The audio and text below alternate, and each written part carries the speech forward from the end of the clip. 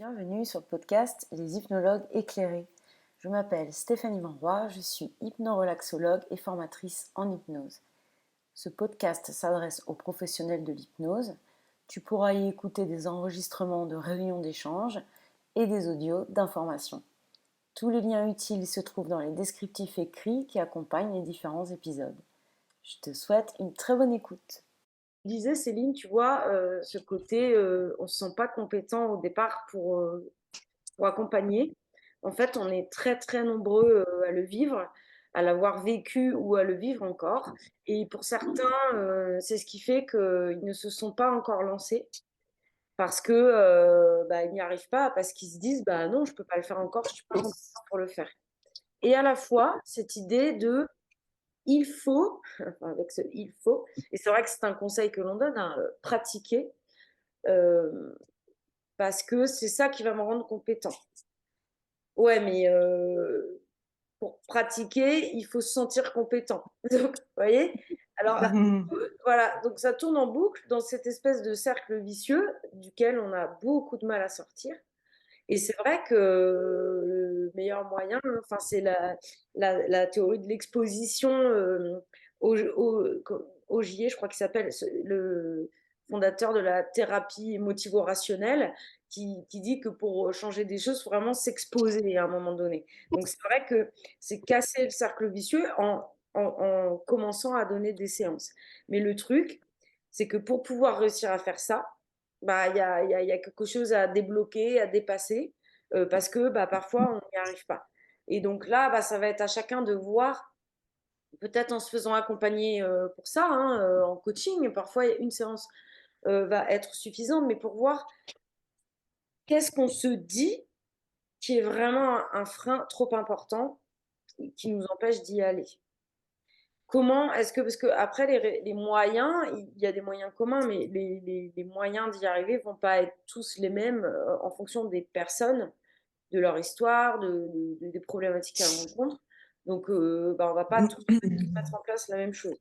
Donc là, enfin, n'hésitez pas si vous avez, vous sentez comme ça. Enfin, je pense à plusieurs personnes qui m'ont dit, hein, je ne lance pas parce que c'est pas possible. Du coup, vraiment une séance de coaching peut vous aider à débloquer des choses. Ça peut au moins vous aider à clarifier, à comprendre, à faire le point. Et puis ensuite, à partir de là, vous mettre vraiment sur la piste de sortir de ce cercle vicieux-là. Parce qu'en fait, à un moment donné, oui, on peut ne jamais en sortir. C'est-à-dire, bah, je ne suis pas compétent, donc j'y vais pas. Ah oui, mais j'y vais pas, donc je serai jamais compétent. Et voilà, donc ça s'entretient. Et puis plus le temps passe, plus on se dit, oh là là, je suis en train de perdre tout ce que je savais. Maintenant, je suis plus dedans. Comment je vais raccrocher ça? C'est hyper compliqué. Voilà. Et puis peut-être aussi faire le point, c'est ce qu'on s'était dit lors de réunions précédentes, sur qu'est-ce qui relève de mon histoire, de mes problématiques perso, et qu'est-ce qui relève d'un vrai manque d'outils. C'est-à-dire qu'après, par exemple, les formations que je propose, elles répondent vraiment à ces besoins-là.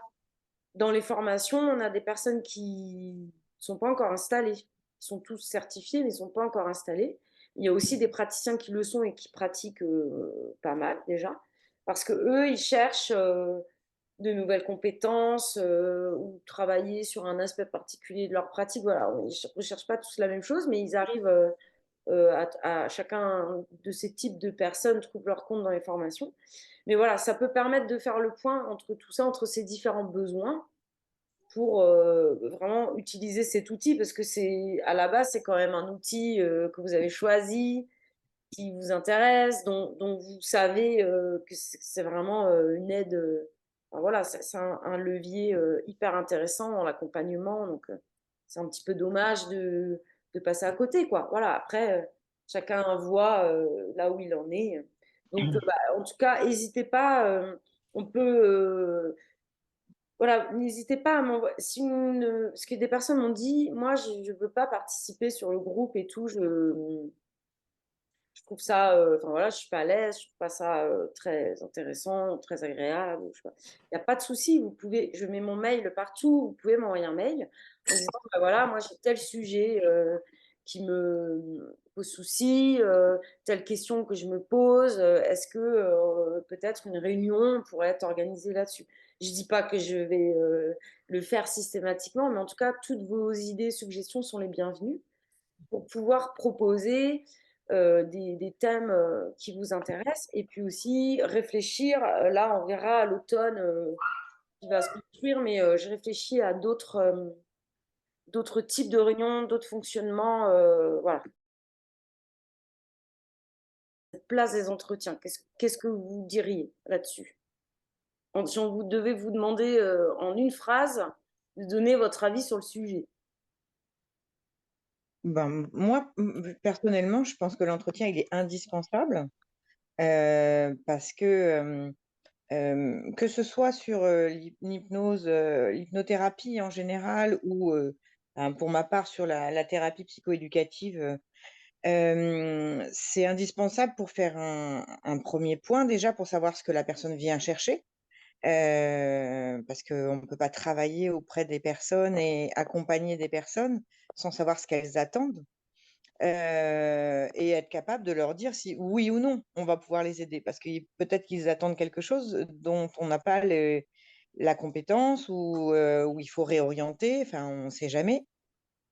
Et puis ensuite, c'est faire un point, alors après ça dépend ce qu'on vient chercher, mais sur, moi j'ai toujours eu au travers de la formation, en tout cas en hypnose, le rappel qu'à chaque séance, on refait un point, même si c'est pas un entretien peut-être aussi long que le premier entretien, on refait un point parce que la situation a évolué entre un rendez-vous et un second, et au fur et à mesure des séances, les choses évoluent et l'objectif qu'on travaille peut avoir bougé lui-même.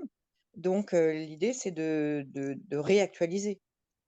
Oui, tout à fait. Effectivement, entretien à chaque séance et c'est pas mal, il me parle bien ce mot que tu as utilisé de réactualiser.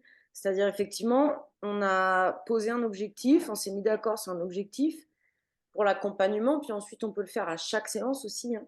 Morceler en fait le processus avec un objectif par séance et c'est intéressant de réactualiser pour voir si, la demande de la personne, a évolué ou pas, effectivement. OK, merci Céline. Est-ce que quelqu'un d'autre veut s'exprimer là-dessus? Natacha? Non, je sais Oui, pas. bah, là, écoute, moi, enfin, je trouve très important de faire cet entretien au début pour, bah, comme a dit Céline, pour apprendre à connaître la personne, savoir son objectif, où elle veut aller exactement. Est-ce qu'elle a déjà fait quelque chose dans ce but? Est-ce que ça a fonctionné ou pas? Certainement pas, si elle est de nouveau en recherche d'accompagnement. Euh, moi, j'aime bien repréciser à chaque fois que c'est un accompagnement, c'est du 50-50 en fait, que l'hypnose, c'est pas de la magie. Voilà, j'aime bien préciser ça. Et c'est vrai que ben, au fur et à mesure, j'ai l'impression que mes premiers entretiens, moi j'appelle ça mes premières rencontres en fait, elles sont de plus en plus étoffées ben, avec l'expérience, quoi. Elles sont de mieux en mieux. Enfin, je ne suis pas encore au top, mais c'est de mieux en mieux. Et, euh, et souvent, je me disais, ah mince, j'ai oublié de demander ça, mince, on n'a pas parlé de ça, ah mince, j'aurais dû orienter la personne vers telle ou telle chose. Voilà. Maintenant, ça va mieux. J'ai moins de regrets après mes premières rencontres. J'ai plus d'informations. Voilà. Mais donc, ouais, vraiment très important ce premier entretien pour OK. moi. Donc là, enfin, tu nous parles du premier entretien. Est-ce que dans les séances qui suivent, il y a, aussi, un entretien? Oui, après, avant chaque, si c'est pour de l'hypnose ou je fais relaxation aussi, mais peu importe, je refais toujours un petit point sur ce qui s'est passé depuis la dernière fois qu'on s'est rencontrés. OK, ça marche. Et oui, bah, là, déjà, vous avez donné, plein de pistes, hein. Est-ce que quelqu'un veut rajouter quelque chose? Oui, moi aussi, je trouve que c'est presque une de mes surprises parce que je commence à pratiquer et que je sais pas, je m'étais fait une idée du métier, de l'activité, même si tu en avais, même si tu l'avais souvent évoqué dans la formation, mais je me rends compte effectivement de l'importance de cette part-là, à tel point qu'il m'est même arrivé récemment de faire une séance où on n'a pas fait d'hypnose. Bon, parce qu'on s'est fait un peu déborder par le temps. Pour l'instant, c'est ma spécialité de me laisser déborder par le temps. Mais c'est vraiment essentiel. Et il y a déjà un travail entre conscient et inconscient, aussi bien pour le consultant que pour l'accompagnant. Et plus on est dans l'écoute, plus on est dans ce que j'appellerais aligné, enfin, d'un point de vue énergétique, et vraiment, vraiment présent, c'est-à-dire ou en tout cas cherchant à éviter tout ce qui pourrait être doute ou interrogation. Plus on se laisse porter, plus finalement viennent les bonnes questions. Et ça, donc nous-mêmes, là, on est complètement dans l'intuition, et c'est un sujet important, une part importante de tes deux formations, Fanny. Et je l'expérimente vraiment, avec du coup des résultats qui vont très vite, parce que ça permet d'aller, en se laissant porter par cette intuition, d'aller toucher du doigt très rapidement, sans même s'en rendre compte, mais en se laissant porter par ce qui vient, les bonnes questions. Et du coup, le consultant, j'ai l'impression, on fait déjà un travail à la fois dans le conscient et dans l'inconscient. C'est-à-dire que dans le conscient, il vient un peu architecturer les idées et voir des choses qu'il n'avait pas vues. Et je pense que là aussi, il y a un travail dans son inconscient qui vient organiser les choses. Complètement. C'est vrai qu'en hypnose, on a cette croyance, cette pensée que bah voilà, on est hypnologue, praticien en hypnose, donc les gens viennent, c'est hypnose, hypnose, hypnose, hypnose, voilà, direct, bonjour, installez-vous, bing, on y va, la séance d'hypnose et on repart. Il y a cette image-là, à la fois pour les praticiens et à la fois pour les personnes qui consultent. Et c'est vrai que Natacha, tu disais que tu prenais le temps de réexpliquer hein, que voilà, on est dans un accompagnement où les rôles sont partagés à 50-50, où chacun voilà, c'est ce genre de choses, ce temps qu'on prend pour parler de sa pratique, qui vont permettre à la personne de comprendre que ça va pas être ça chez nous. Après, je dis ça parce que, voilà, c'est ma manière de pratiquer, mais bien sûr, certaines personnes pratiquent autrement.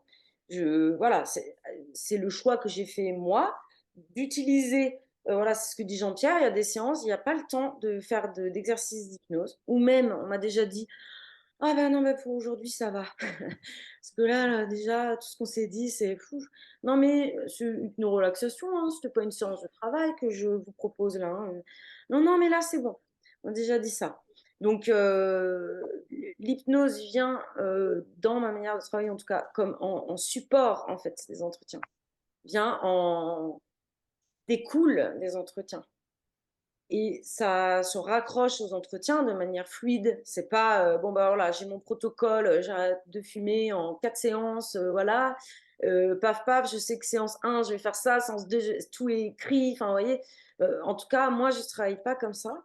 C'est pas de cette manière-là que je fonctionne, même si j'ai, attention, bah, Jean-Pierre, et Séverine qui nous écoute, vous le savez parce que vous suivez les formations avec moi, il y a quand même un côté très carré, de choses très théoriques données. Il y a un cadre très carré qui est donné, mais un cadre qui est là pour nous faire sentir en sécurité et qui ne nous emprisonne pas, mais au contraire, dans le but, voilà, c'est faire sécurité pour qu'on se sente bien, pour être vraiment le plus à l'aise possible pour, comme le disait Jean-Pierre, eh ben, laisser agir notre intuition, pouvoir s'en servir au mieux et pouvoir justement aller vers des choses. Parfois, oh tiens, je sais pas, cette idée m'est venue, j'ai fait ça, j'avais jamais fait, ben on est parti là-dessus. Vous voyez, ce genre de fulgurance comme ça qui vient et qui fait évoluer votre pratique au fil du temps. Donc c'est ce cadre qui vous sécurise, qui va permettre bah, d'utiliser l'intuition au mieux. Et l'entretien, il va permettre, je vais reprendre du point de vue du consultant, mais pour nous, ça permet ça, ça permet de poser. Donc après, chacun avec sa manière unique d'envisager son accompagnement, mais déjà de proposer notre accompagnement, de l'expliquer, de poser notre cadre auprès de la personne. Ça, c'est important aussi de se dire que dans l'entretien, il y a un temps pour ça. Alors souvent, ça, c'est lors du premier, effectivement. Parfois, c'est même au téléphone. On commence déjà à dire, bah voilà, moi je travaille de cette façon, etc. Et comme tu disais, Céline, est-ce que je vais pouvoir aider la personne? Qu'est-ce qui l'amène, etc. Bah là, ça va pouvoir délimiter notre cadre d'intervention, en fait. Donc, il y a un temps pour nous, et c'est vrai que pour le consultant, ces entretiens sont hyper utiles aussi. Et avoir conscience de l'utilité de ces entretiens, bah, c'est ce qui fait qu'on est à l'aise. Parce qu'il y a beaucoup de stagiaires qui me disaient: «Oh, quand même, j'ai fait l'entretien, mais on ne fait pas payer parce que j'ai pas fait de séance d'hypnose». Ben, ça fait partie de l'accompagnement, l'entretien. Ouais, mais quand même, moi, je fais de l'hypnose, donc vous voyez, pas très à l'aise, en fait. Mais si on est convaincu que l'entretien, il est essentiel, fondamental et premier même, avant la technique de l'hypnose, on va pas avoir de problème à se faire payer pour ça, vous voyez? Mais c'est vrai aussi que les stagiaires disent: «Oui, mais les gens, ils viennent voir un praticien d'hypnose, ils viennent pas voir un psy. Ils s'attendent à ce qu'on fasse de l'hypnose», et c'est juste aussi. Donc là encore, vous voyez les attentes, on revient à ça, hein, c'est comment on pose son cadre, soit dès la prise de rendez-vous, au téléphone, soit dans la première séance au cabinet. Et bien sûr, on n'est pas en train de dire qu'il faut pas faire de séance d'hypnose. On peut très bien, systématiquement se dire: «Moi, il y aura toujours un temps d'hypnose». Même si c'est pas en lien direct avec l'objectif de la personne, mais 20 minutes d'hypno-relaxation, par exemple, à la fin du premier entretien, pour faire bah, une première approche, un premier pied, voilà, vers l'hypnose, si c'est une personne qui n'a jamais vécu l'expérience, par exemple, hein, je ne dis pas le contraire. Euh, donc, mettre du sens, enfin, mesurer l'importance des entretiens, bah, ça nous permet d'être vraiment à l'aise avec ça. Et en fait, nous, on utilise dans notre accompagnement tout ce qui est dans nos capacités, possibilités, dans notre boîte à outils pour amener la personne, en gros, à dépasser ses résistances. Parce que quelqu'un qui vient nous voir pour évoluer, c'est parce que toute seule, la personne, elle est confrontée à des freins et des blocages, donc elle a besoin de se faire accompagner pour les lever. Donc nous, on est dans une obligation, entre guillemets, d'utilisation de moyens, pas de résultats, hein, on l'a déjà dit lors d'autres réunions, mais voilà, on a ces moyens à utiliser. Mais voilà, Jean-Pierre a déjà évoqué des choses hein, dans ce que ça peut apporter les entretiens. Ce que ça peut apporter à la personne d'être écoutée, et puis on verra nous ce qu'on peut dire voilà, et comment pour lui permettre d'actionner ce levier de changement. Ça, ce sont aussi des moyens. Il n'y a pas que la séance d'hypnose. L'entretien offre déjà des moyens pour que la personne aille vers le mieux-être. Notamment, tu as parlé, Jean-Pierre, tout à l'heure de, je ne sais plus quels étaient tes mots, mais je les ai raccrochés avec les miens, qui étaient voilà, le premier entretien où on pose les choses, vraiment, on va en profondeur de A à Z, enfin, si la personne le veut, hein, bien sûr, mais ça fait une clarification énorme en fait sur la problématique. Ça permet à la personne de mieux comprendre ce qui se joue pour elle, de se reconnecter à elle-même parce qu'elle parle d'elle, de ce qu'elle vit, de ses ressentis. Et surtout, fonction première, amener du soulagement. Parce qu'on a des personnes qui vont arriver dans un état où ils ne sont pas bien, quoi. Je vis une période difficile depuis un moment, où je me sens mal, je suis très anxieux, je vis des gros pics d'anxiété, par exemple, où je vis une période d'insomnie qui commence vraiment à être longue, je me sens pas bien du tout. Enfin, vous voyez, des personnes qui peuvent arriver vraiment touchées. On va pouvoir apporter du soulagement, en fait, en étant juste dans l'écoute.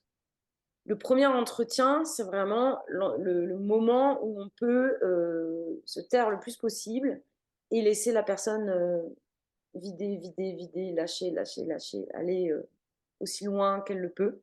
Pour les autres aussi, hein, bien sûr, il y a des pratiques où c'est comme ça tout le temps. Tout l'accompagnement, c'est j'écoute, j'écoute, j'écoute, j'écoute. Et alors, de manière active, hein, écoute active, on en reparlera tout à l'heure avec les outils. Mais chez nous, on va à un certain moment, on va basculer parce que on va pas faire que des entretiens d'écoute parce qu'on propose des séances d'hypnose.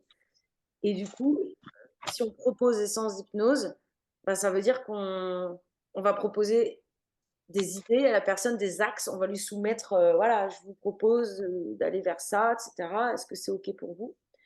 Quand tout se goupille bien, ça vient de manière fluide. C'est ce qu'on travaille dans Clarté pour que ça se passe comme ça.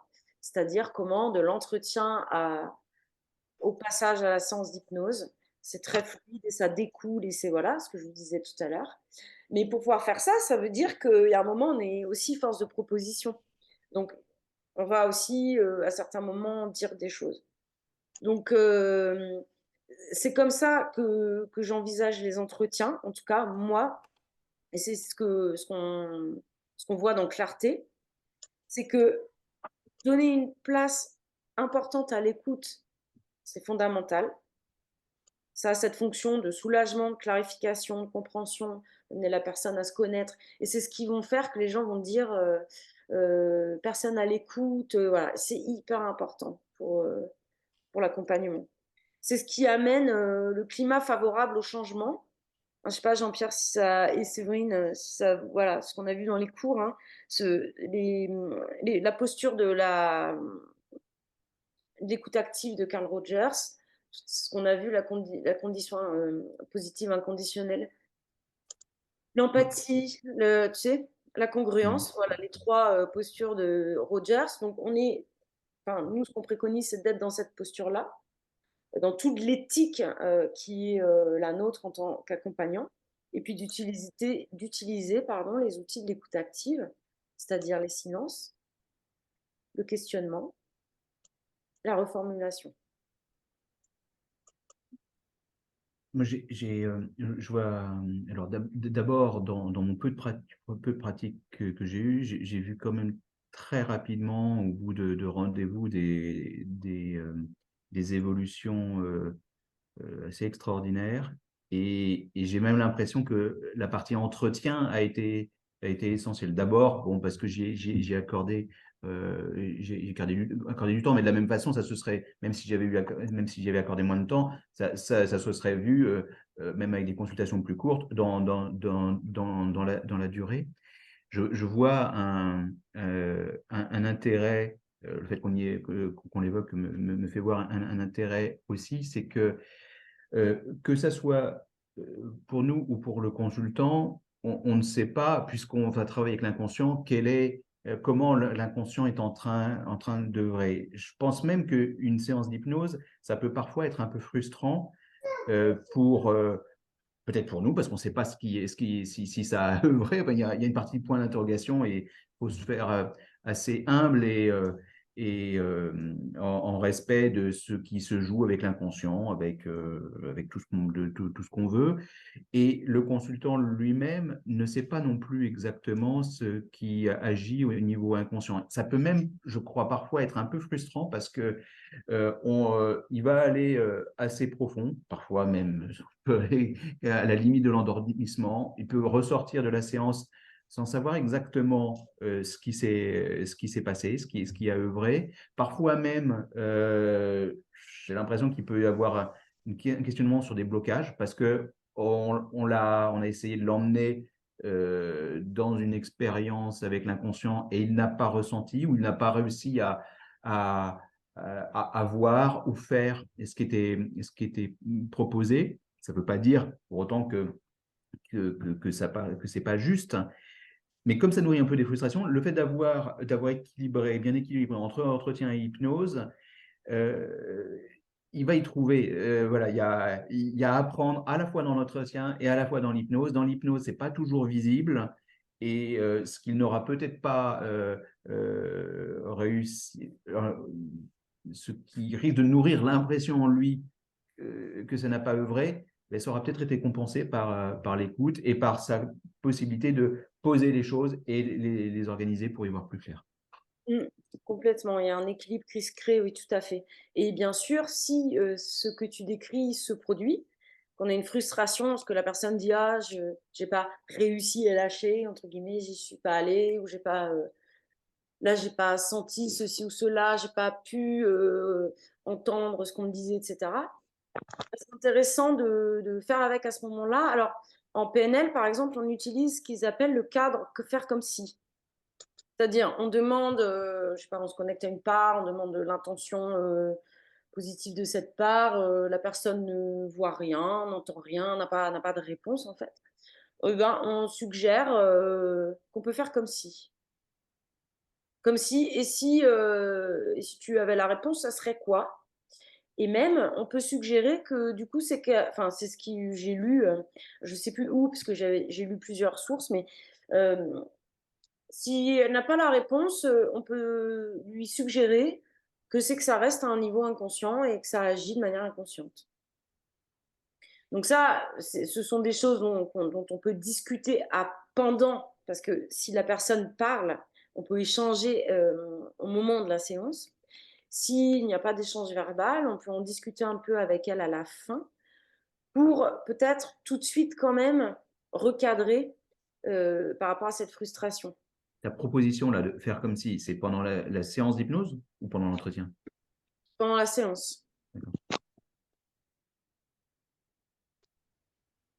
Après, pendant l'entretien, c'est qu'en PNL, il y a des protocoles en fait, qui à la base étaient utilisés avec une induction, mais qui se font aujourd'hui sans induction. Donc nous, on peut les utiliser avec induction pour les rendre, voilà, enfin, encore plus puissants. C'est une croyance parce qu'en fait, ils se sont rendus compte que sans induction, ça fonctionnait aussi très bien. Et il y a même des personnes, j'avais vu une vidéo là-dessus, le protocole du changement des sous-modalités en PNL, on va le voir bientôt, ça, dans Clarté. La personne, on lui demande, donc elle se connecte à quelque chose qu'elle a vécu, qui a été difficile pour elle, et puis on lui demande c'était comment au niveau de la lumière, quels sons tu entendais, à quel volume, est-ce que c'était des bruits sourds, aigus, etc. On lui pose une série de questions, et la personne se connecte à ça, elle a les yeux ouverts. Elle est assise comme ça, sur une chaise, pas en mode voilà, soutenu ou non, comme ça, sur une chaise normale, les yeux ouverts, et simplement elle se reconnecte, et ben elle a les réponses en fait. Vous voyez? Donc en fait, ce qui est important, c'est ça, c'est-à-dire est-ce que la personne est connectée à son expérience intérieure? Est-ce qu'elle est, quelle est la profondeur, la transe, comment bon. Finalement, ils se sont rendus compte que bah, il n'y avait pas forcément besoin d'être dans un état de transe tout court ou de transe profonde pour qu'il y ait des résultats. Le tout, c'est effectivement, par contre, que la personne puisse être bah, focalisée sur son expérience intérieure pour avoir les réponses, que les symboles remontent, que voilà, qu'il se passe des choses quand même malgré tout. Et donc oui, on peut retenir cette notion d'équilibre, effectivement, permettre aussi bah, de préparer la séance et d'en faire un point à la fin, ces temps d'entretien. Et puis par rapport à ce que ça nous apporte à nous aussi, tout à l'heure, Natacha, tu disais d'apprendre à connaître la personne. Bah oui, parce que sur le premier en particulier, on ne peut pas s'en passer. On a vraiment besoin de se laisser complètement imprégner par la carte du monde hein, de la personne qui est en face de nous. Effectivement, repérer ses besoins, poser un objectif, et puis aussi repérer dans son discours, la manière dont elle présente ce qui est compliqué pour elle, etc., tout ce qu'elle dit, ça va nous donner des indications sur éventuellement des directions que pourrait prendre l'accompagnement, qu'on pourrait éventuellement lui proposer. Repérer à une croyance limitante, à la gestion émotionnelle, il y aurait peut-être des compétences à développer, enfin, vous voyez, des choses comme ça. Et, et j'ai perdu ce que je voulais dire.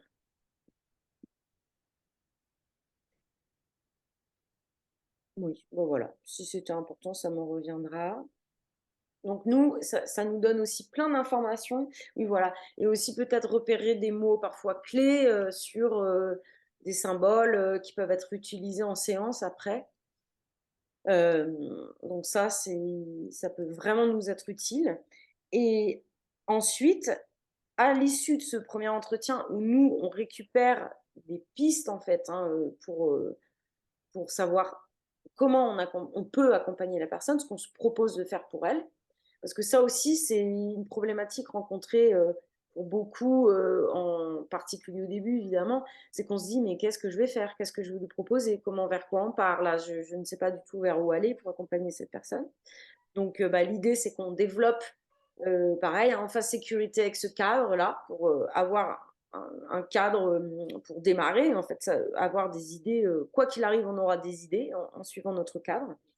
Et à partir de là, et ben, c'est vrai que les entretiens qui vont suivre, et ben, on va, basculer sur d'autres types d'entretiens. C'est-à-dire que on a l'entretien, alors après, au sein d'un entretien, l'entretien peut avoir plusieurs couleurs. On peut commencer par un temps d'écoute, je sais pas, une vingtaine de minutes, un peu plus, s'il y a besoin, et 30 minutes par exemple, et puis après, pendant un quart d'heure, on peut proposer à la personne, un travail sur une croyance limitante, par exemple, avec un questionnement spécifique pour, aller, identifier les, enfin, si on y travaille, c'est qu'on l'a déjà identifié, mais en tout cas, faire bouger les croyances limitantes. Et là, on va être plus dans question-réponse. On va questionner, questionner, la personne répond, on questionne, vous voyez? Plus en mode coaching un peu.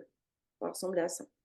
Donc là, on va être en 50-50 au niveau de la discussion, même si la personne parle plus que nous, souvent, hein, ça dépend des gens. Il y a des gens qui parlent beaucoup, d'autres pas beaucoup. Mais elle va décrire davantage. Nous, on va questionner pour l'amener à éventuellement faire bouger sa croyance. Et puis, il y a carrément le dernier type d'entretien, la dernière couleur de l'entretien, ce que j'appelle l'enseignement. C'est-à-dire que si on remarque que la personne elle semble avoir des difficultés à nourrir ses besoins, il y a quelque chose qui fait résistance, et ben, peut-être qu'on va présenter les besoins fondamentaux. Peut-être qu'on a un document, voyez, qu'on a dans le cabinet pour montrer la pyramide de Maslow. Voilà, vous voyez, on va un petit peu, enfin, éduquer, entre guillemets, présenter des éléments que peut-être la personne ne connaît pas, ou peut-être qu'elle en a déjà entendu parler, mais que jusqu'ici, c'est resté au niveau intellectuel. Oui, je comprends, oui, j'ai entendu parler, oui, je vois bien, c'est hyper important de répondre à ces besoins, OK. Mais en fait, c'est pas intégré, vous voyez? Mais si on veut, l'amener vers ça, ben, on va quand même s'assurer, qu'elle comprend ce que c'est, est-ce qu'elle a déjà entendu parler de ça? Et puis après, on peut faire un travail aussi où on va questionner les besoins, identifier ceux qui ne sont pas satisfaits et voir avec elle quels sont les moyens qu'elle peut utiliser pour les satisfaire. Plus on a de moyens, plus on a de chances de réussir à satisfaire ses besoins. Et là où il y a résistance, c'est-à-dire je repère un besoin, je me dis que je pourrais faire ça pour le satisfaire, mais j'y arrive pas. Par exemple, je travaille énormément, donc je reste un peu enfermée, et j'ai moins de vie sociale qu'à une époque, par exemple. Et mon besoin d'appartenance, du coup, il n'est pas nourri. J'en ai conscience, je le remarque, mais pour autant, pour l'instant, il y a quand même une part de moi qui me dit: «Non, non, mais tu as pas le temps d'aller voir des gens là, tu restes à travailler», et là, si on identifie ça, bah, c'est là-dessus qu'on va pouvoir travailler avec la personne. Qu'est-ce qu'elle veut? De quoi a peur cette part qui vous oblige, en gros, qui vous dit: «Non, non, tu restes à travailler, tu vas pas voir les autres». Vous voyez? Donc faire un travail après, pareil, de questionnement, d'identification. Ça passe par des exercices, ça peut passer par des exercices, type questionnaire. On peut avoir formalisé, sur les besoins, par exemple, sur les croyances, voilà, et qu'on peut faire en séance ou qu'on peut proposer ensuite en plus, entre des séances d'accompagnement. Je une remarque, je je trouve que plus on, heu, plus on accorde de place à l'entretien, moins on va subir l'inconfort de notre métier qui nous rend aveugles. Parce que si, si on n'a pas, on n'a pas pu, communiquer, échanger et toucher autant que possible la complétude de ce qu'est la personne, de ce qu'elle a traversé dans sa vie, beh, moins on a d'éléments pour aller, aller toucher du doigt ce qui nous a semblé finalement important. Et c'est seulement parfois nos vies, elles sont tellement longues, tellement compliquées. C'est même souvent j'ai trouvé ça m'a montré l'importance, en tout cas, de faire de remettre je prends beaucoup de notes, je suis comme ça dans mes entretiens, mais après, il faut remettre un peu, parfois en ordre, parce que j'ai l'avis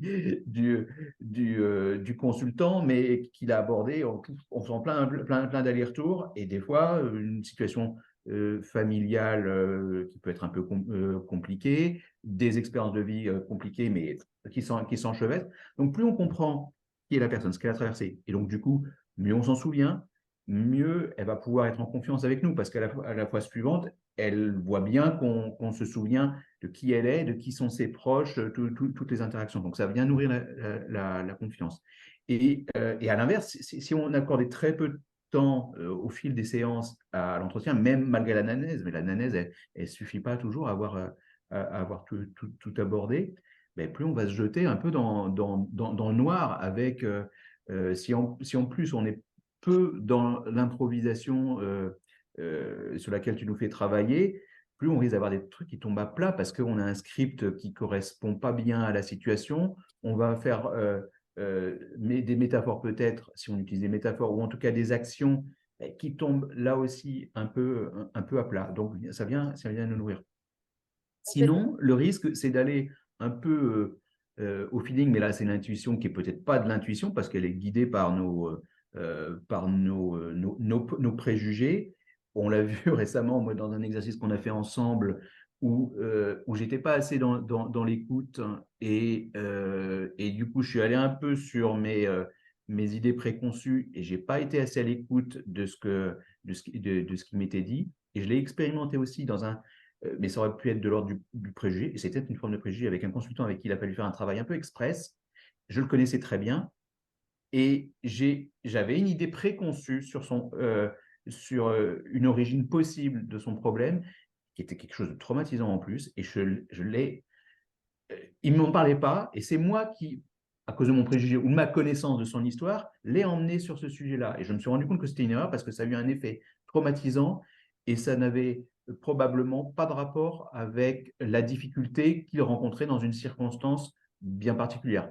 Peut-être que ce trauma, probablement, forcément, certainement, générait des difficultés dans sa vie, mais j'en avais une idée et c'était peut-être pas le sujet au moment voulu. Donc, là, c'est aussi un défaut d'entretien, mais moins on est à l'écoute de ce qu'il dit et de ce qu'il ne dit pas, parce que parfois, s'il ne parle pas, c'est que ce n'est pas le moment d'aller travailler là-dessus, il n'est pas encore prêt pour. Complètement. Et merci de cette précision parce que ça m'amène des choses, tu vois, que j'aurais peut-être pas pensé à redire et qui sont absolument essentielles. C'est exactement ce que tu dis, c'est-à-dire, on pense qu'on doit accompagner les personnes, que nous menons l'accompagnement. Nous sommes le guide, enfin, vous voyez, ce qui est un peu notre rôle, mais on se le représente tellement. Alors qu'en fait, j'ai conscientisé il n'y a pas si longtemps que ça finalement, que c'est complètement l'inverse. C'est les personnes qui nous amènent, qui nous emmènent, qui nous emportent en fait. Ce sont elles oui, qui nous emmènent là où on peut les aider. C'est-à-dire, elles m'emmènent à un endroit, hop, ah bah là, qu'est-ce que je peux faire pour elles ici? Je sais pas, on est sur un chemin, hop, on arrive dans un endroit, ah bah là, ça manque de lumière, j'ai peut-être une lampe torche, hop, ok. Mais en aucun cas, c'est moi qui lui dis, bon, bah allez, on va prendre cette route-là, et puis regarde, vous voyez la différence? Mais en termes de posture, c'est hyper important. Et je suis d'accord avec toi, c'est l'entretien qui permet ça. Parce que c'est l'écoute de la personne, hop, hop, hop, qui va faire qu'elle va d'elle-même, en fait, trouver quelle voie elle veut tester. Parce que souvent on teste, hein, hop, ah bah allez, on va la suivre. Et c'est, je pense, ainsi que effectivement les résultats sont les meilleurs, notamment dans le sens de permettre à la personne de développer son sentiment d'auto-efficacité. Encore Monsieur Bandura, c'est qui est hyper important pour avoir un sentiment vraiment de se sentir en capacité de conduire sa vie. Et après, tout seul, en autonomie, de faire ce qu'il faut pour aller vers le mieux-être. Plus on va être à l'écoute, et plus effectivement on va se dire ah là c'est là que ça m'emmène. Et en fait ce dont j'ai pu me rendre compte avec les stagiaires et qui me disent mais je ne sais pas du tout par où aller, ce qu'elle dit, c'est hyper compliqué et tout, c'est qu'en fait l'entretien ben, n'a pas permis de nous montrer quelle était la direction que voulait prendre la personne. En gros, c'est ça. Et du coup, on ne sait pas comment s'y prendre, on ne sait pas quoi faire. C'est pourquoi, effectivement, je pense que savoir comment mener cet entretien, quelle posture adopter, avoir quelques outils fondamentaux. Je dis pas, voilà, il y a des gens qui sont ultra formés, tout c'est super, mais voilà, au moins avoir des outils de base. Et puis, connaître quelques questions leviers, et ben, ça peut nous permettre de, quand on sort de l'entretien, de se dire ah là j'ai ça en tête, d'avoir l'intuition que c'est là que la personne a besoin d'aller, qu'elle veut nous emmener, et on se dit bah là c'est ça qui semble ressortir, hop, je me laisse guider, j'amène. Après on fait des propositions sur ce qui nous semble être important. La personne qui pour donner un peu de concret, on va prendre un exemple. Une personne qui a beaucoup d'insomnie, elle vient nous voir pour l'insomnie, et en fait, tout l'enjeu, ça va être avec elle de l'amener à prendre conscience que son problème n'est pas l'insomnie. Enfin, l'insomnie est un symptôme. C'est un symptôme qu'elle vit d'autre chose, enfin voilà, de quelque chose de plus profond. Peut-être voilà, d'une difficulté à lâcher parce qu'il y a un fonctionnement qui est établi en elle, que l'hypervigilance voilà, est indispensable pour elle, pour telle raison. Enfin voilà, c'est aller chercher derrière. Et tout le monde vient pas comme ça hein, à dire bon voilà, je pense que dans mon système de croyance, il y a ci, il y a ça. Voilà. Donc ça va être aussi à nous. Vous voyez, c'est tout ce point d'équilibre, encore une fois, entre l'écoute, où on laisse, tout l'espace est laissé à la personne, voilà, où on n'intervient pas, et le moment où nos interventions vont être là pour aider à ce qu'elle puisse prendre du recul, faire un pas de côté, voir les choses sous un autre angle, lui permettre de sortir souvent d'un cercle vicieux dans lequel elle est, en fait. Mais sans non plus être dans la direction, voilà, moi je pense que c'est ça qui, enfin, ce qu'on me dit tout à l'heure, c'est ça qu'il faut faire, voilà. Vous voyez, c'est une difficulté dans notre métier, ça. C'est vraiment difficile. La mémoire, ce qui est intéressant, c'est de voir aussi, faire confiance à la vie ou au corps. Excuse-moi.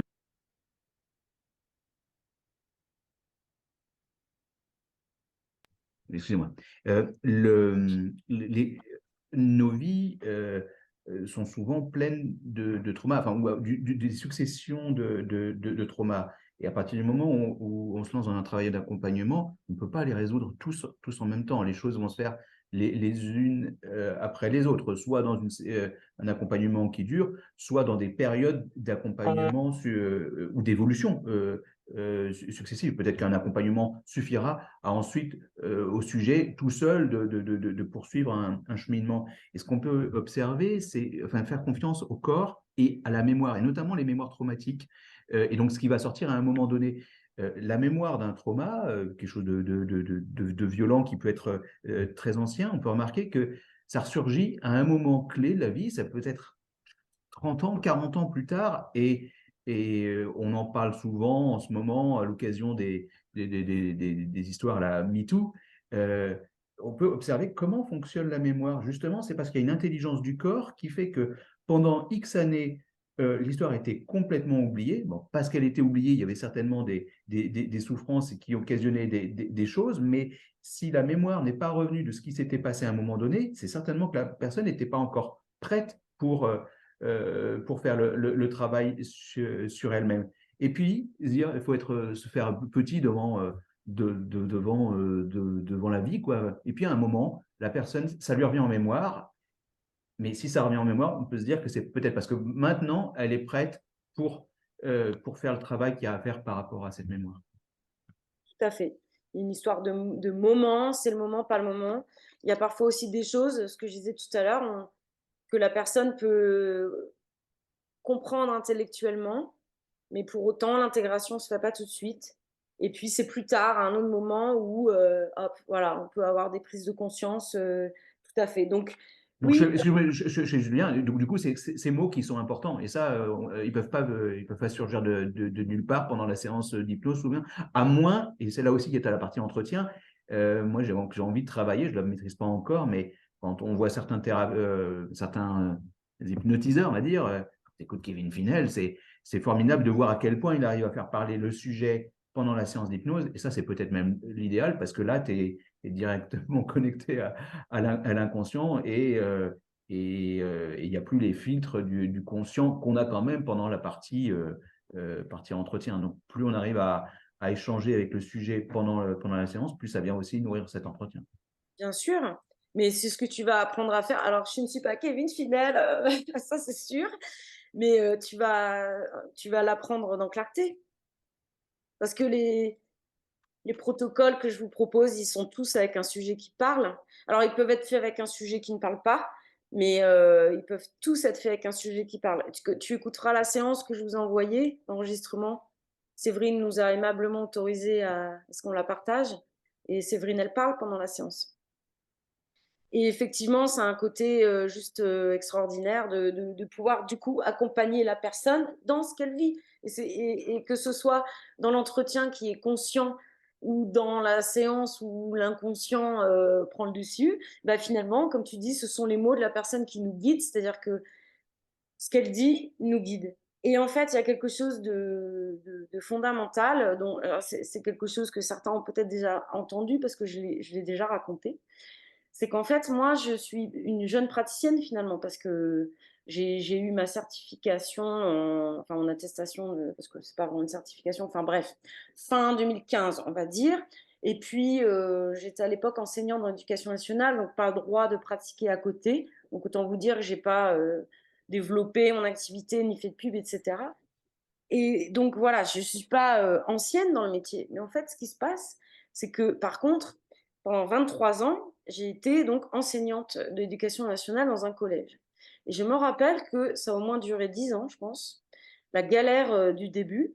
Parce que quand on commence jeune prof, en fait, on a un concours sur notre niveau dans la matière qu'on enseigne.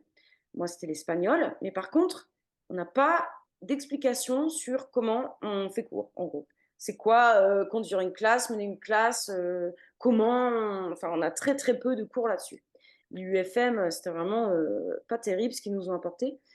Donc, ce qui se passe, c'est que, bah, au début, vous préparez les cours, voilà. Donc, moi, je préparais tout ça, j'arrivais en classe, donc j'étais là, alors, bon, la discipline, donc attends, là, je pose quoi comme question? Ah oui, c'est ça.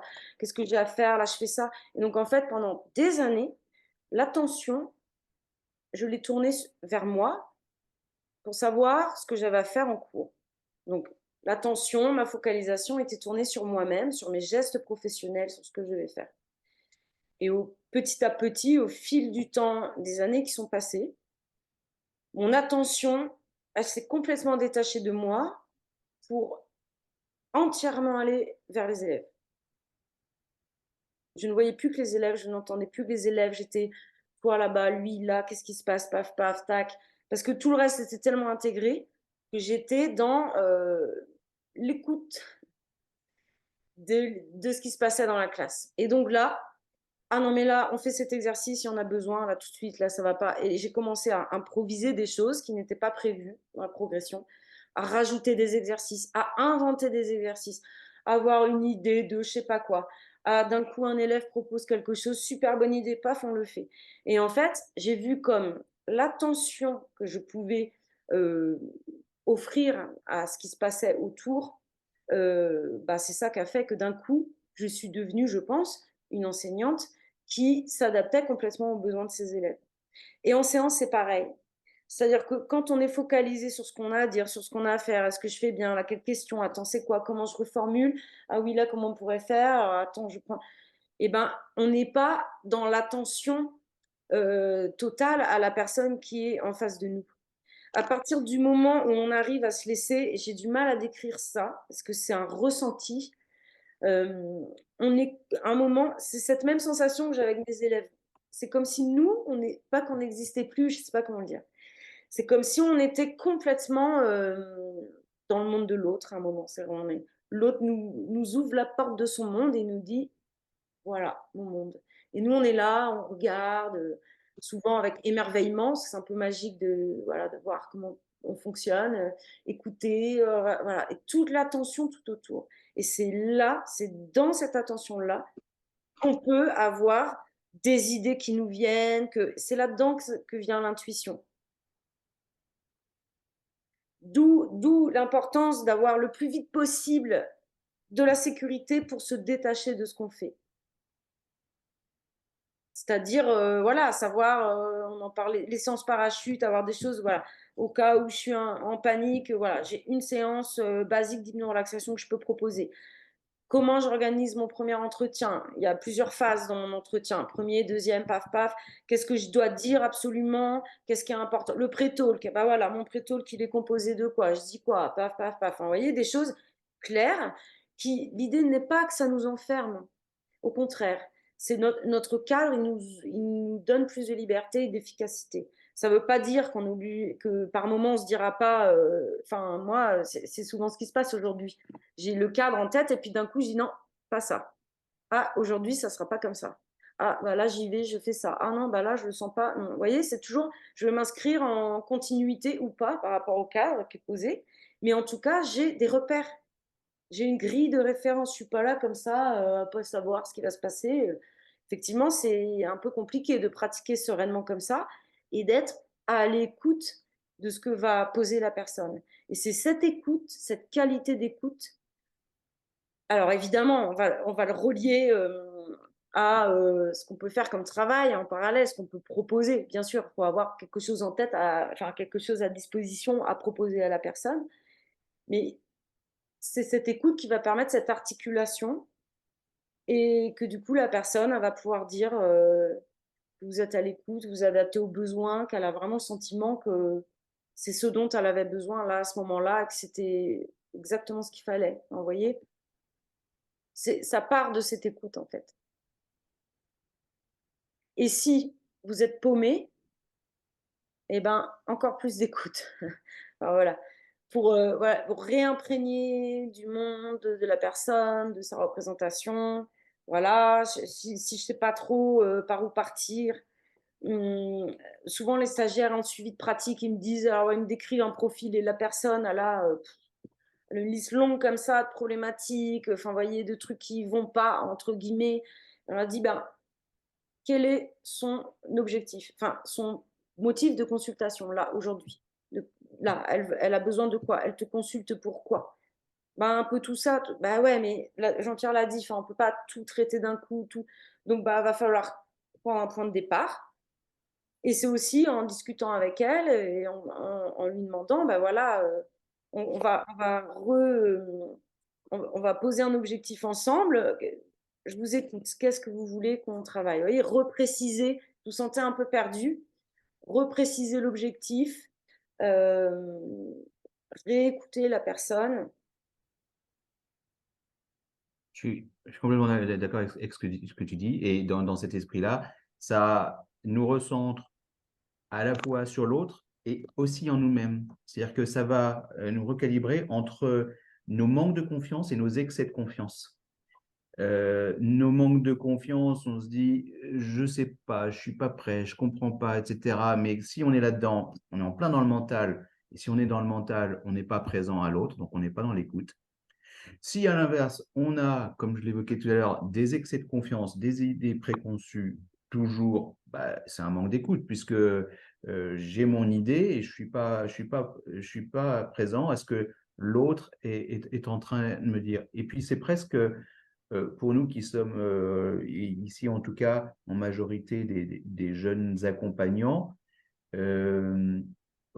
ça vient aussi nourrir notre confiance en nous-mêmes, notre estime de nous-mêmes et soigner, mettre de côté nos complexes d'infériorité par rapport à d'autres personnes qui peuvent avoir qui sont éventuellement, entre guillemets, concurrents, parce qu'on a le droit de considérer que même si on est dans de l'accompagnement, on a des concurrents, on est là pour vivre et en tout cas faire un travail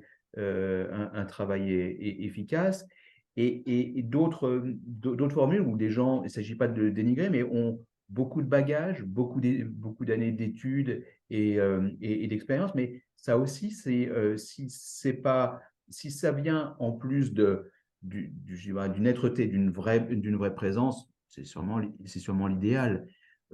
Mais si c'est pas le cas, c'est presque à mettre à la poubelle, parce que si l'accompagnant n'est pas présent et dans l'écoute, bah, il va partir justement sur tous ces préjugés. Et je me rends compte que si ça fait partie de nous-mêmes, si cette façon de voir la chose et de la vivre fait partie de nous-mêmes, eh ben, il n'y a pas besoin d'avoir forcément fait des années d'études pour, pour aller amener le sujet, le consultant sur quelque chose d'efficace pour lui-même.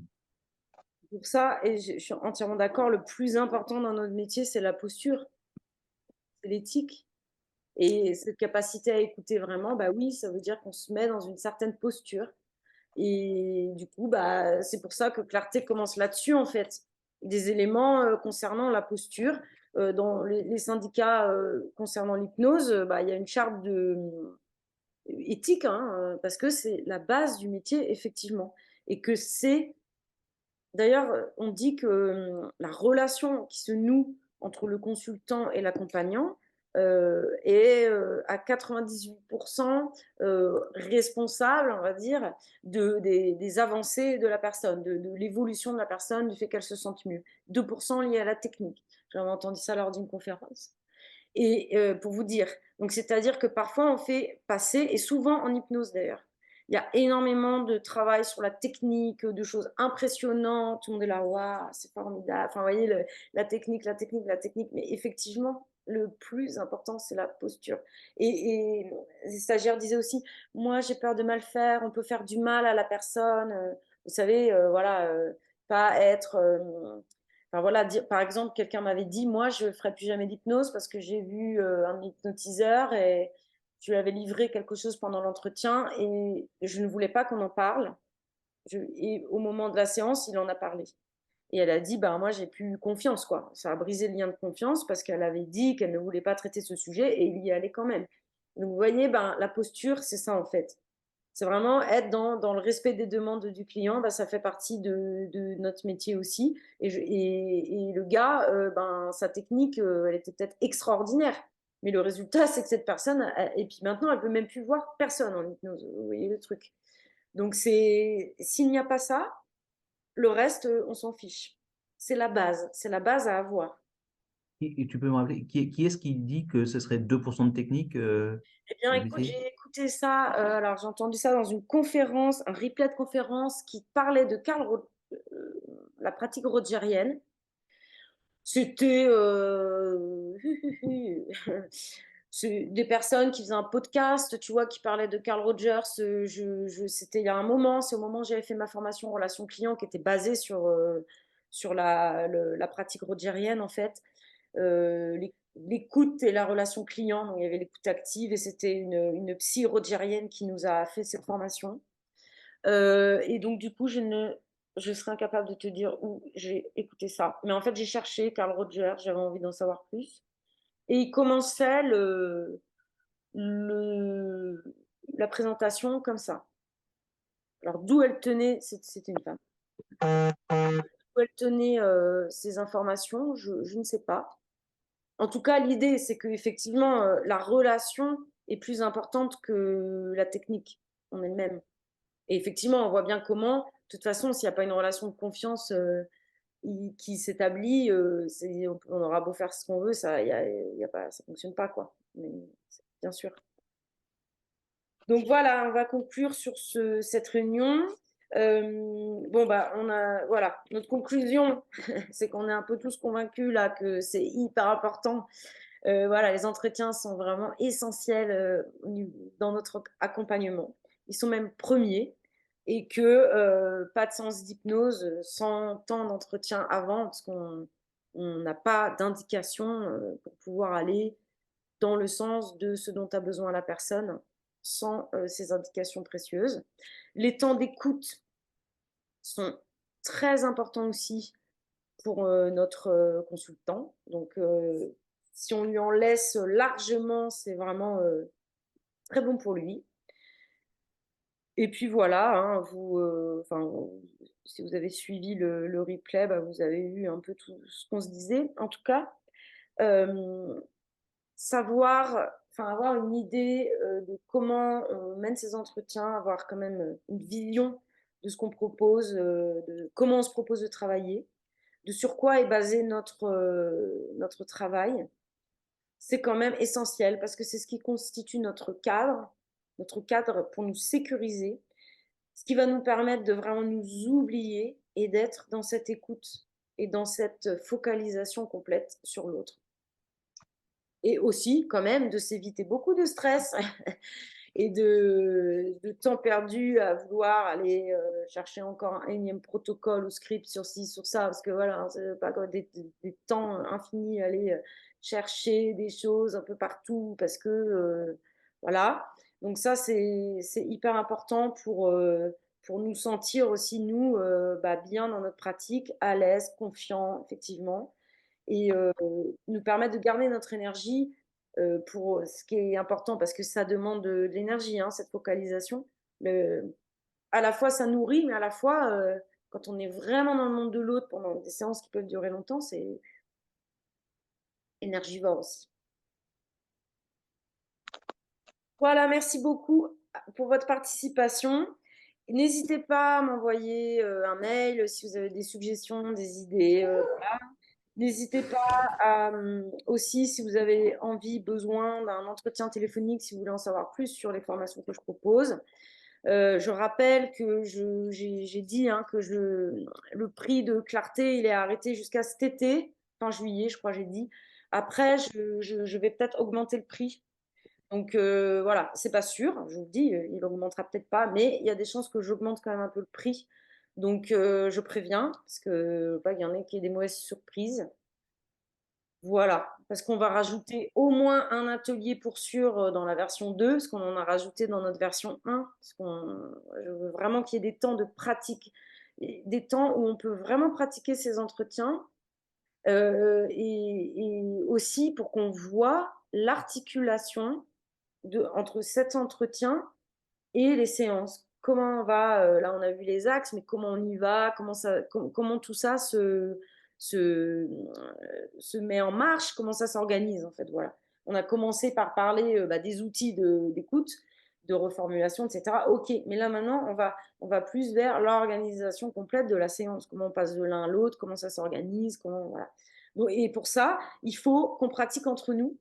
Enfin, c'est ce qu'on fait en tout cas, et qu'on se fait des jeux de rôle en fait, euh, pour pouvoir vraiment être dans le concret de cette dynamique. Donc, il y a besoin d'ateliers en fait. Du coup, Ouais, voilà. tu ne le demandes pas, mais comme peut-être que certains se posent la question, c'est l'occasion de te remercier et de te dire que tu as une super formation. Enfin, tu as deux super formations, puisque j'ai fait la précédente, mais même en complément de la formation de la CDP, on y voit des choses quand même assez différentes et qui apportent vraiment une vision globale de l'accompagnement avec des choses. La formation de CDP était très bien, mais zappait beaucoup certains aspects et ça donne beaucoup de confiance, je trouve, à la fois par le contenu et puis par les échanges, les exercices qu'on fait entre nous et du coup les échanges qu'il y a aussi entre stagiaires, mais en dehors des cours. C'est si quelqu'un se pose la question, il ne faut pas hésiter. Je pense que c'est vraiment top. Est-ce que Stéphanie, tu pourrais redonner ton mail, s'il te plaît? Oui, il y a du oui, Roland de rien. Séverine, pour ceux qui n'ont pas le. C'est excellent. Et dans les échanges, il y a Séverine qui plus soit. Oui, je confirme ce que dit Jean-Pierre, formation excellente. Oh, merci, merci.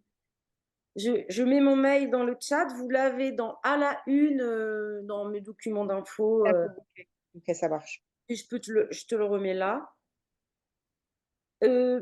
c'est vrai qu'il y a cette notion de globalité, de réflexion sur l'accompagnement en général dans mes formations. Mais c'est qu'en fait, ce que je vous livre, c'est ce dont j'ai eu besoin moi. Parce que quand j'ai démarré, je ne vous dis pas dans quel état j'étais de stress. Et donc, je ne savais, moi, enfin, je suis vraiment passée par ces difficultés-là, à pas savoir quoi faire, comment m'en sortir. Et au fur et à mesure, eh ben, il y a des choses comme ça qui sont venues. Ah, sans doute que mon expérience d'enseignante m'a beaucoup aidée quand même. Et à force des rendez-vous avec les gens, ben, voilà, cette vision globalité s'est installée. Et c'est ça qui a fait mon cadre sécurisant chez moi, d'avoir cette vision-là qui m'a donné confiance, effectivement. Et c'est clairement ce qu'on vit en tant que stagiaire de ta formation, parce que enfin, tu l'as souvent évoqué pendant la formation à CDP, hein, dans les audios. Et moi, ça me donne l'impression de démarrer en ayant pu zapper toute la partie inconfortable que tu as vécue pendant quelques années. Donc ça, c'est chouette aussi. Bah, c'est l'idée, c'est-à-dire que la formation, forcément, c'est un investissement, c'est de l'argent. J'ai dit ça en premier parce que souvent, c'est ça le premier problème. C'est aussi du temps parce que nos ateliers en visio, ils durent 3 h 30. Donc, bah voilà, et en même temps, c'est ce qui en fait sa force et sa richesse. C'est-à-dire que s'il n'y a pas les ateliers, vous êtes tout seul, vous voyez, il n'y a pas ces entraînements pratiques. Et le but, c'est exactement ce que tu dis, Jean-Pierre, c'est de vous faire gagner du temps. C'est-à-dire que d'être le plus vite possible, débarrasser de ça, parce que quand même, on a une grosse partie de notre boulot qui est de travailler sur notre com et de se faire connaître et d'avoir des clients. Parce que ça aussi, on fera sans doute des formations dans l'année prochaine. Hein, voilà, je réfléchis à ça aussi, à parler de ce volet-là, parce qu'il est fondamental. Parce que c'est bien beau de faire tout ce qu'on est en train de dire là, mais si on n'a pas de clients, vous voyez, on ne peut pas du tout appliquer ça. Donc, ça demande du temps et ça demande de l'énergie. Donc, plus vite on s'est débarrassé de ces choses un peu parasites là, voilà, et plus vite on peut consacrer du temps à des nouveaux clients, à notre communication. Et donc, la formation, je la vois comme un investissement en fait du coup, parce que vous investissez sur du temps où vous pouvez gagner plus d'argent et un investissement sur vous-même pour gagner en sérénité, effectivement. Et puis aussi, les formations, elles font travailler sur nous-mêmes. Parce qu'il y a des choses qu'on voit qui résonnent à titre perso. Et aussi, les stagiaires volontaires pour traiter, vous savez, je vous ai dit qu'on faisait des jeux de rôle, mais on n'invente pas nos problèmes, en fait. Hein. Les problèmes qu'on apporte à nos camarades, ce sont des vraies choses que l'on vit. Il n'y a aucune obligation, bien sûr, chacun présente ce qu'il veut, mais vous vous doutez bien que quand vous êtes enfin, voilà, accompagné, en fait, hein, dans la formation, bah, ça vous apporte aussi énormément. Donc voilà, ça sert à bien des niveaux. Et c'est vrai que ouais, moi j'aurais bien aimé avoir une formation comme ça. Mais bon. Mais en tout cas, moi je profite. Séverine, oh oui, on travaille sur nous aussi. Oh là là, ah non, oh là. Je remercie mes stagiaires, moi, parce que j'ai une chance incroyable de travailler avec des personnes. Ça, Il y a j'avais pas il y a une mesuré. super ambiance, hein. Il y a une super Ah ouais. ambiance, effectivement. Franchement, vous me faites un. Enfin, oui, je ne pensais pas avoir ce bénéfice-là, à ce point-là. C'est difficile à expliquer aussi, mais c'est d'une bienveillance, d'une simplicité avec vous. Ah, enfin, vous voyez, c'est de ce genre d'ambiance où tout le monde a envie d'être tout le temps dans sa vie. C'est le monde bisounours, bah, il existe en fait là avec vous. Et c'est trop, trop bon, quoi, franchement. Et vous m'apportez beaucoup, parce qu'en fait, les stagiaires que j'ai, ils sont top, ils sont hyper pros, ils sont hyper forts, voilà. Donc moi, j'apprends beaucoup grâce à vous aussi. Ce sont des vrais échanges entre nous. Et ouais, je remercie beaucoup pour ça, parce que franchement, Ouais, au nom des stagiaires, merci à toi aussi. merci, merci. On se retrouve bientôt. Bah, nous, on se retrouve mardi, hein. On s'arrête plus là. On continue nos ateliers. Et puis, ben, voilà, j'ai déjà dit, hein, n'hésitez pas à prendre contact, voilà, à donner des idées, à proposer d'autres formules sur des moyens de mener les réunions, tout ça. Moi, je suis ouverte à différentes idées. J'ai des bouts d'idées, mais pour l'instant, ça aboutit pas, mais c'est que c'est pas le moment, donc c'est cool. On verra, on reprend en septembre, du coup. Je continue pour l'instant une réunion par mois. Et puis voilà, puis peut-être en rajoutant d'autres de temps en temps aussi. Mais bon, il faut aussi qu'on ait matière. Enfin voilà. Merci à toi aussi pour ces ateliers, parce que, enfin, ces visios-là, parce que c'est cadeau et j'espère qu'il y en a qui en profitent parce que c'est chouette. Et d'ailleurs, je rajoute une idée, je pense que je vais le faire sur le groupe. Ton groupe peut servir à ça. Je ne suis pas sûr que ce soit beaucoup fait sur le groupe ACDP, mais d'ailleurs, j'y pas ou quasiment jamais participé. C'est nourrir, y proposer des échanges de références. Et d'ailleurs, je pense que dans la foulée, on l'a évoqué avant-hier, je mettrai on reparle. Il n'y a pas que Kevin Finel, mais voilà, il y avait une interview de lui dans Métamorphose qui était bien, et j'en vois une autre, j'en ai écouté une autre. Je pense que ça peut être sympa de se partager des refs de YouTube, enfin soit d'entretien, enfin de d'interviews, de conférences, ça peut nourrir les échanges. Oui, oui, Séverine Jean-Pierre et les champions en référence. Mais moi, je voulais mettre Kevin Finel, ça fait au moins une semaine que j'y pense parce que j'avais vu passer. Mais en fait, je voulais d'abord écouter. Parce qu'en fait, je dis, je vais pas balancer. Oui, alors moi, je fais confiance, j'ai toute Et confiance. tu es l'administratrice, hein, soit tu fais la modératrice, soit tu censures si c'est de la merde. Mais Kevin Finel, je crois J'ai que totale t'aimes confiance. bien. Hein, Oui, oui, oui, j'aime beaucoup. Mais quand même, tu vois, elle est bien son interview. voilà, enfin, moi, balancer quelque chose comme ça sans même avoir écouté, tu vois, je voulais quand Ah même. oui, non, mais celui qui partage le fait parce qu'il trouve ça digne d'intérêt, et puis s'il y a à redire, eh ben, il peut y avoir des échanges derrière qui construisent la pensée de chacun par rapport à ça. Ça marche très très bien. Alors du coup, je préviens ceux qui, vous et d'autres peut-être qui écouteront, j'ai donné mes dates de congé sur le groupe. C'est pas juste pour voilà, raconter ma vie, mais c'est juste pour expliquer que peut-être il pourrait y avoir des publications qui ne sont pas publiées pendant mon absence parce qu'il faut les valider. Et que moi, j'aimerais bien voyez, ne pas être sur le groupe Facebook pendant mes congés, quoi. Donc, voilà. Donc, du coup, ne vous inquiétez pas si vous vous dites qu'est-ce qui se passe, il n'y a plus rien qui se passe, c'est juste que je déconnecte et je suis en vacances. Donc, fin juillet, je reviendrai faire un point, voilà. Puis après, à partir du 20 août, ça repart. Mais globalement, si vous n'avez pas de réponse à des mails ou sur le groupe, il se passe rien, c'est que je suis en congé. C'est pas que je vous ignore. Voilà. Bel été à tous. Merci à vous aussi. Merci beaucoup.